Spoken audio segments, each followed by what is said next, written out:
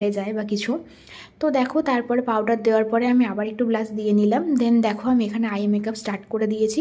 তো আই মেকআপটাও প্রচণ্ড অসুবিধা হয় ক্যামেরার সামনে দেখানোর। তবুও তোমরা যদি বলো আমি তাহলে আই মেকআপ ভিডিও নিয়েও আসবো ক্লোজে। আমি কিছুটা ক্লোজে দেখিয়েছি। তো দেখো তারপর আই মেকআপটা অফ ক্যামেরাতে করে নেওয়ার পর দেন আমি হাইলাইটার লিপস্টিকটা পরে নিয়েছি। দেন হাইলাইটার দিয়ে নিলাম। তো তারপরে দেখো আইলাইনার কাজল সব কিছু দেওয়ার পরে আমি তোমাদের ভালোভাবে ক্লোজে দেখিয়ে দিলাম যে আমাকে কেমন লাগছে না লাগছে।